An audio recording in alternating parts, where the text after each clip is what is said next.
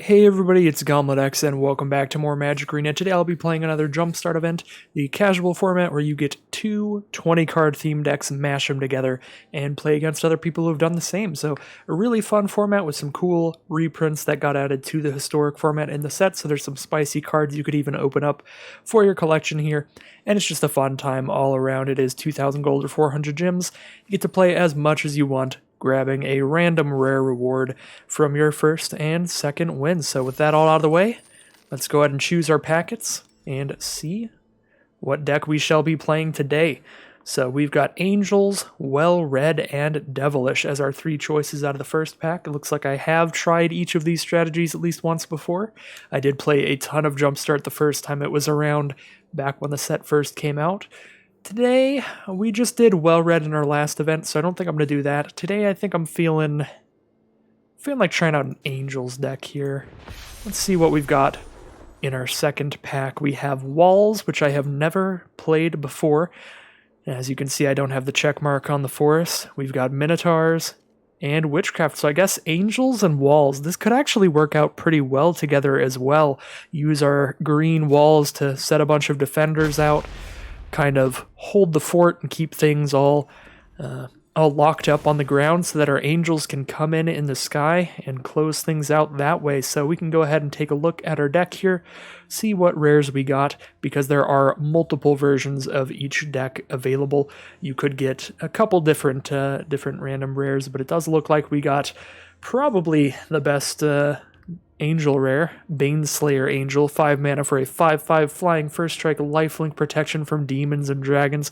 Very nostalgic card, pretty big classic. It was made in M10, the first M quote-unquote core set back in 2009, and that was just an immediate icon, an immediate classic card, so really cool to open up the Baneslayer. And I'm not sure what our defender's rare is. Looks like it's Assault Formation, which makes all of our creatures deal damage equal to their toughness.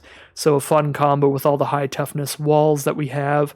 And Towering Titan is the defender mythic rare. Comes in with power and toughness equal to the total toughness of all of your other creatures. So it can be absolutely massive and can let your whole field trample over by sacrificing a defender. So this looks like a pretty fun deck. Definitely like the idea of just plopping down some walls, blocking everything for a bit while we chip away at them with some Vigilant Angels. Yeah, certainly should be a fun time. And I am excited to hop back into some more casual Jumpstart in between all of the slightly more competitive drafting. So our opponent's on the play here. I'll definitely keep this hand. We've got Assault Formation, so we've got the combo to start attacking in with a bunch of defenders, like a Grave Bramble here. Grave Bramble, one of those really cute kind of jokey cards, where it's a plant with protection from zombies, so obviously a Plants vs. Zombies joke on that one. Really cool card. Alright, let's get Assault Formation out. It looks like our opponent is... Oh my god. Oh my god! There's no way we can win. Our opponent got the ultimate combo. Cats and dogs. Literally cats and dogs, because there's the cat hiding there in the forests. They played a cat turn 2. That has to be what that land represents, and this is just straight up. This is the dog's plains. So, wow. That's actually incredible. I'm very happy on my opponent's behalf here.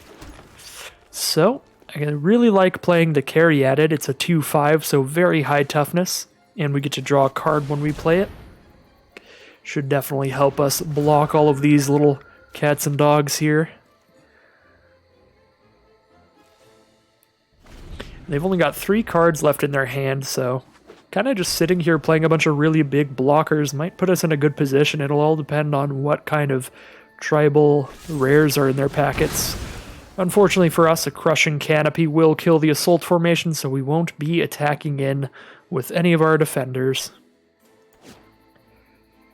But they're still holding down the fort quite well. 5 toughness, going to be incredibly hard to chip away through. So, could play an Angelic Page, start attacking for like 1 damage a turn. Gargoyle Sentinel, if I dump mana into that, can start hitting for 3 a turn. Don't really want to do any of that. I think I'll just play another big blocker, the Grave Bramble here. Really want to get this Sarah Angel down as the game plan. I suppose if they had the one Crushing Canopy, I'm not sure what the deck lists are all exactly, so they could have two. In which case we might want to play this Angelic Page and just see if they use any removal on it. Suppose any removal in the game we would rather they cast on our Angelic Page than our Sarah Angel. Oh lord. There's Enlarge from the Cat's deck. Target creature gets +7/+7 trample and must be blocked this turn if able. I think we would rather lose our 3/4 than our 2/5, but we are going to get trampled over for a ton of damage, and Initiate's Companion's ability is going to trigger here, which allows them to untap the cat as well. That doesn't matter too much, but we're taking a lot of damage there. Really hilarious artwork on the Enlarge. Very nice choice to reprint in the Cat's deck for sure. So they've got one card in hand, so I'm just going to try for the Sarah Angel. Another very classic, iconic Magic card. This one literally from Alpha, the first set ever made. So super classic Sarah Angel here, not just classic in terms of like recent history. We'll see what they've got. They had their one card in hand last turn, and they've drawn another. Looks like a Rambunctious Mutt. Just destroys an artifact or enchantment. Does not deal with a flyer. The Angels and Walls game plan is getting all set up here. We're sitting behind our walls and attacking with our Angels.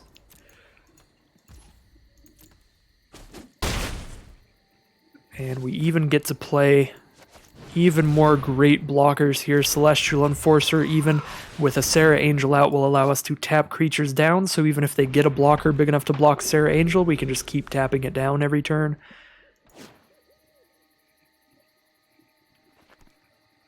Sarah Angel, just an absolutely fantastic card. This was reprinted recently in Dominaria, as well as Jumpstart, and Dominaria drafts are coming back on Arena in a couple weeks, so we'll be excited to maybe even be able to play this in draft again soon.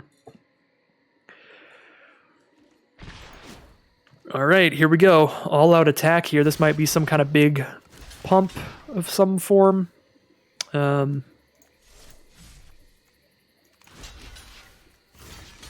guess we'll see. I don't want to put my Sarah Angel in harm's way, so I'll just block like this and take 3. See what kind of combat tricks they have here. If it does buff the whole field, that's a very bad time.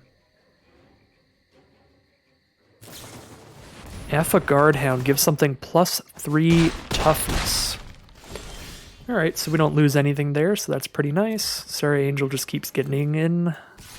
4 attacks from the Sarah Angel at this point will be lethal. So we're still on that same game plan, and with Angelic Page, that should be a pretty good ability to help us out as well. Giving a creature +1/+1 every turn.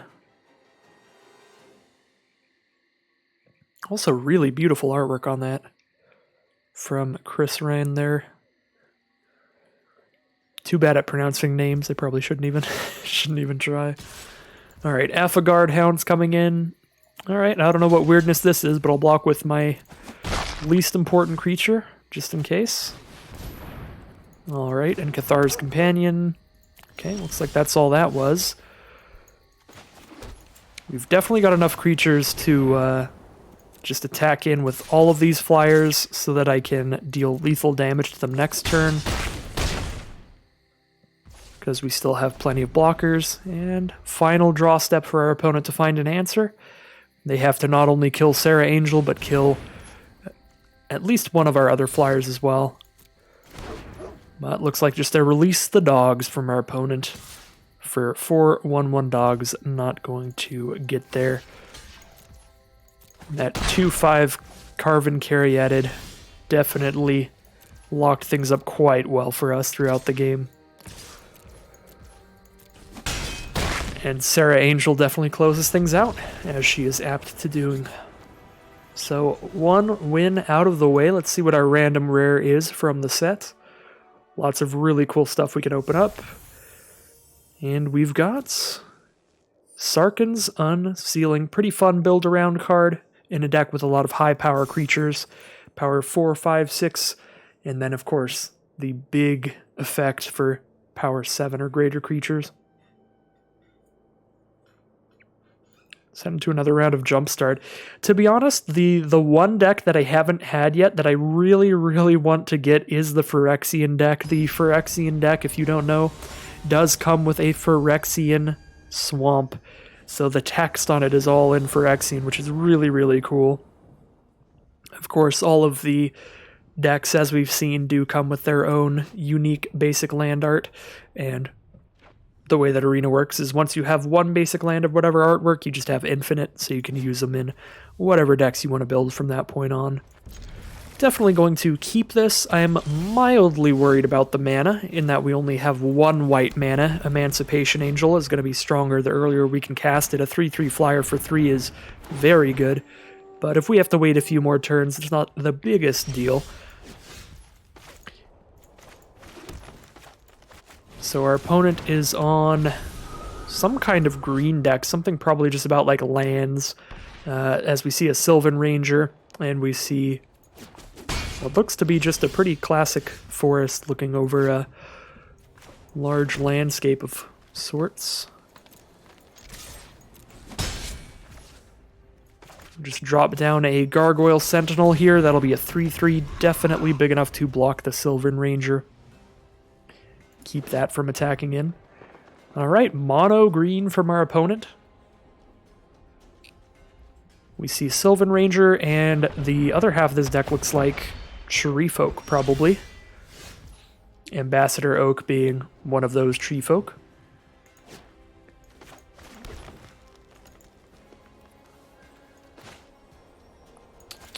What do I want to do here? I think I just want to set up for pretty good blocks. So, I mean, Wall of Vines, if we cast Assault Formation, Wall of Vines does block as a 3/3.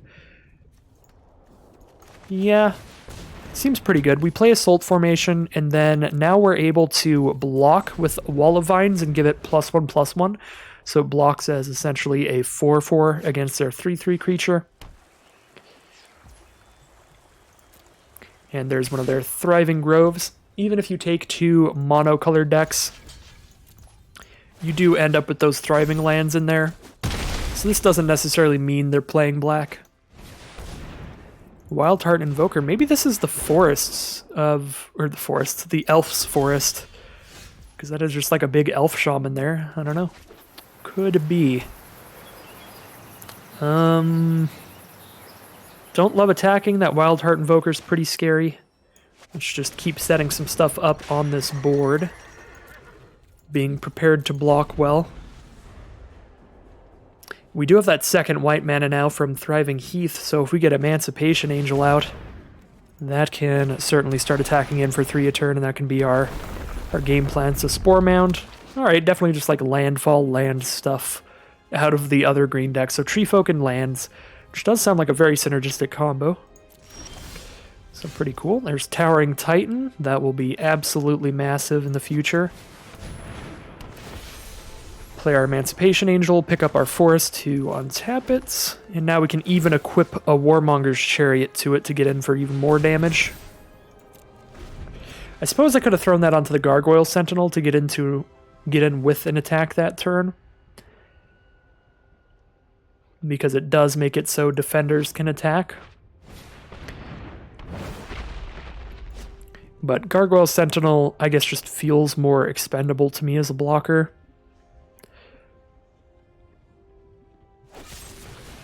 Crushing Canopy to kill the Emancipation Angel. Sad one there. We've got our own Wall of Blossoms here to draw a card, and then we do have the 3 mana up to move the Warmonger's Chariot again. And we have the mana to cast Towering Titan next turn, so we'll probably be going for that. I guess I do have to spend the 3 mana to give Gargoyle Sentinel flying, even if I do equip it with +2/+2.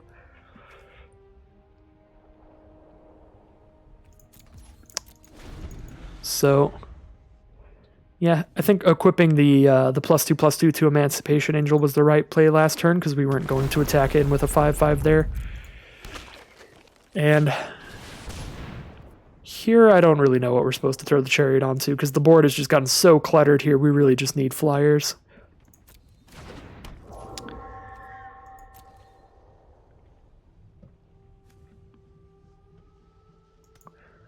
Primordial Sage lets them draw a card off of every creature they cast.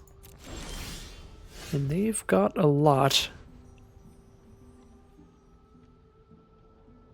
Do I want to play Towering Titan right now? I mean, it's going to be really big, but it's not actually going to help me get any more aggressive because it doesn't attack in on this board, even if it is massive. It's like 14, 14. 1, 2, 3, 4, 5, 6, 7, 8, 9, 10, 11, 12, 13, 14, plus 5. I guess it would. I guess it would. We can just drop a Towering Titan and attack with it next turn. I was 1 off. It's a 13, 13, not a 14, 14. But now, next turn, we can give Gargoyle Sentinel flying to attack with that, and attack with Towering Titan on the ground.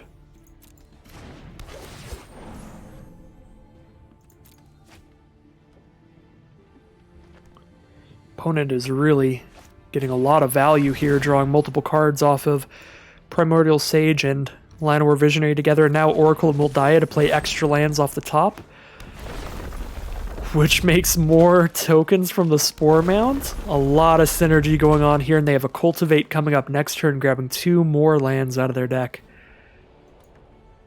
That's not good for us.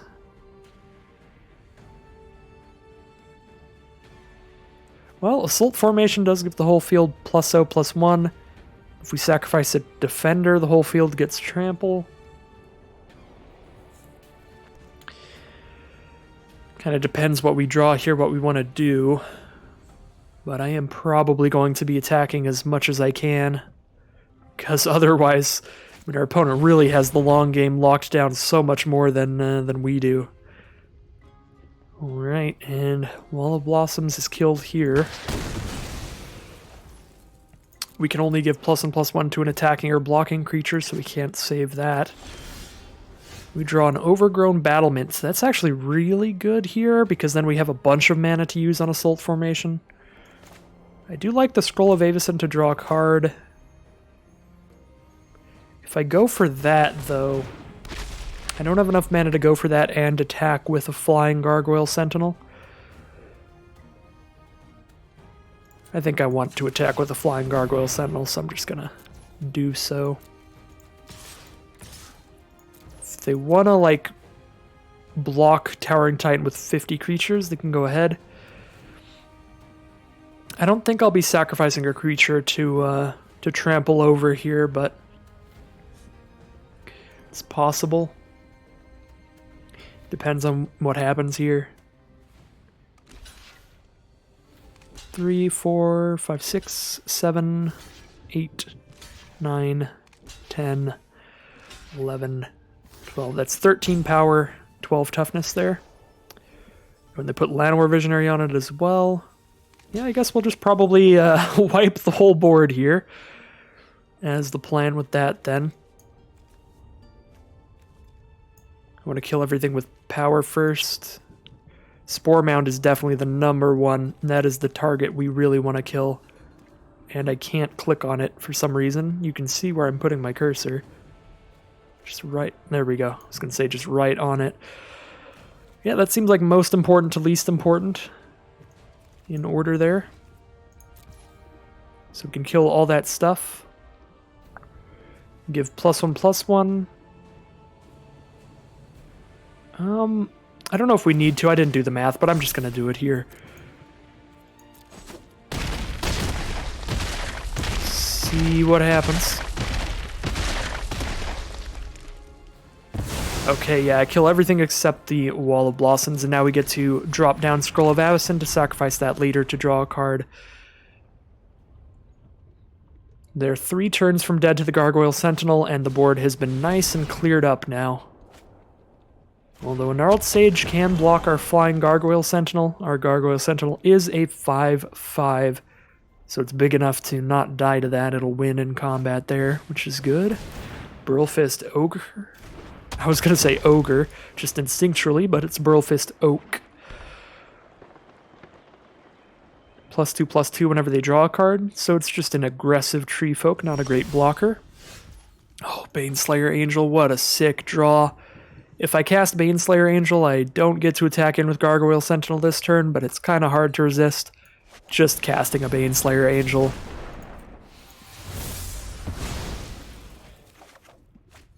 I guess I do still get to attack in with the Gargoyle Sentinel and just kind of trade into something here. I'm fine trading in with the Gnarled Sage because then I'm trading for their reach creature. We can get that out of the way. So yeah, and then we can just move the Chariot onto something else. Like at face value, Gargoyle Sentinel's just a 3/3. It only looks pretty good here because we've given it +2/+2.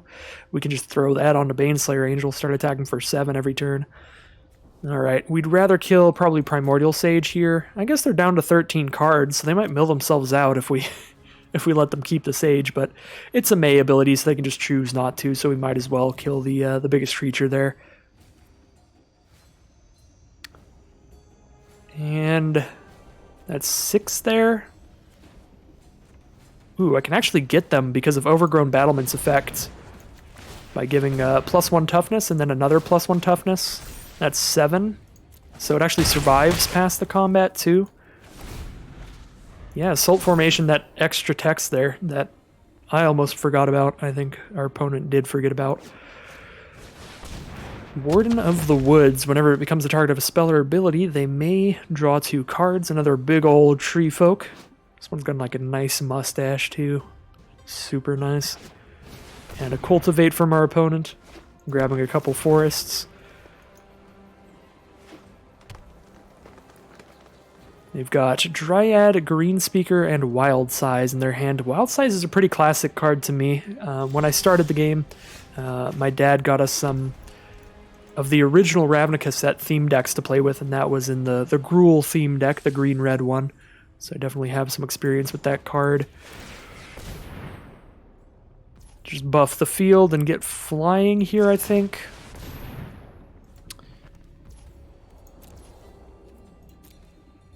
They have the 1 blocker. They can chump block one of these, but we're still attacking in very well. I guess the Wild Size, they can make it a 6/6, so they can trade with Gargoyle Sentinel, but we have, again, Angelic Page. We just have so many tricks on our board to give extra power. It's not going to be big enough to do anything but chump block still because of both Assault Formation and Angelic Page. Did they go for any blocks here? I don't know. I'm going to give +0/+1 again, just in case they didn't. And it looks like they didn't, so that'll just be lethal right there. So, just a really great showing from the Walls and Angels deck, or I guess I should say Angels and Walls, because we chose Angels first. Yeah, really nice, and we get a mythic, rare, random reward here. What do we got? Come on, fingers crossed. Something cool. I don't even know what mythics I still want from this set. Another Tiny Bones would be cool. That's always a fun card. Rise of the Dark Realms. I'm surprised they didn't have a copy of this yet. This is actually a very nice card to have for Historic Brawl, especially if they ever add multiplayer to Arena, because this is a classic, super powerful card for Commander. Jumpstart is just chocked full of these really cool reprints like this, and great new fun casual cards. So yeah, that is going to end today's video. If you enjoyed the content, make sure to like, comment, subscribe, all that good stuff that lets the YouTube algorithm know that you enjoyed the content and want to see more. And as always, I'll be back again very soon for some more Magic Arena.